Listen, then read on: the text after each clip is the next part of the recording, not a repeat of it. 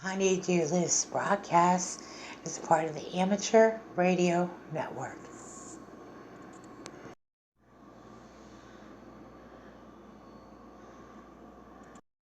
Plan ahead because a lot of people, this is why we ended up in the situation we did. Things break, so you know this much.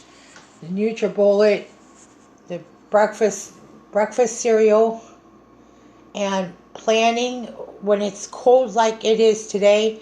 You can do hot chocolate. You can add the milkshake. You can do things with the NutriBullet. You can have some sweet drinks too. We let you cheat once in a while. You have to have a regular dinner. You have to have some kind of protein in your diet, and potatoes, starch, or some kind of starch, and vegetable. So, however you do it throughout the day, a lot of people, they'll do their dinner in the morning and they'll switch things around. Just as long as you have a balanced meal. I recommend this so much. If you can't get a regular dinner in, at least, because a lot of people will have their cereal at breakfast, and they'll also have cereal at dinner. So I just recommend these. That's it. That's it for our show. The honeydew list and more. Having a honeydew list. Okay, so for that honeydew list, this is a great way to get your family together on how to eat nutrition. What you see is what you get. Okay, so the nutrition bullet. The NutriBullet is the best thing that came into my home because it offers you convenience. It seems like a lot of work when you think of like cutting up the vegetables and all the things that you would want, if depending on what recipe you're looking for, but we're working on antioxidants, and the reason why the antioxidants is because it cleans out the blood. A lot of people who are on blood thinners, you'll notice the same thing. A lot of those super reds, that's the other thing with CoQ10 and fish oil. So I recommend some things you could do, though, that you can go to the store today. If you don't have a NutriBullet, I would just plan ahead, keep some money socked aside to have this NutriBullet. What you want to do is you want to get back into super reds.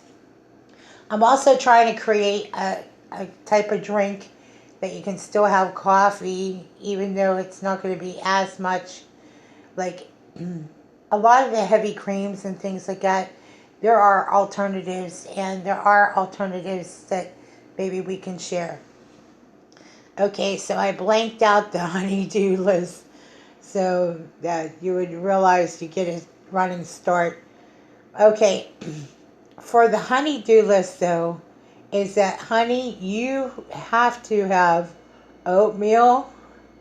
You have to have dehydrated strawberries. That's part of the diet. So I'm going to sit down here and I'll show you what the honeydew list show is like. Okay, so we're back. So you see the breakfast, a dehydrated strawberry. This is delicious, by the way. If you haven't tried the dehydrated strawberries, it's $1 with the oats. Oh my God, it's so good. And then for lunch, the regular smoothie. And I'm also going to make more of like a warm breakfast type. You can do both. You can do the smoothies, but I'm just saying I recommend it because it is delicious. And the oats keep you filled up. Like, the oats, for some reason, like, it works like a magic. So, and then, of course, regular dinner, because a lot of people that are used to. That doesn't mean you can't have bacon and sausage. I'm just saying that there's going to be periods where you fluctuate the antioxidants. And the reason we say that not every meal is going to be the same. It's because you have to have your antioxidants, and it's because of heart health and CoQ10 and fish oil. So just getting a running start here. So that does not mean, please get those strawberries. I'm doing, the apples are good too. Yeah, the strawberries are so great. Alright, can you do the same thing with the bran cereal cornflakes? Yeah, you can. Just make sure there's no sugar added to your cereal or oats. Like, if you're going to add cinnamon, sugar, and nutmeg, well then, it's about getting into a sugar-free lifestyle. Like, coconut sugar is okay. The regular white sugar,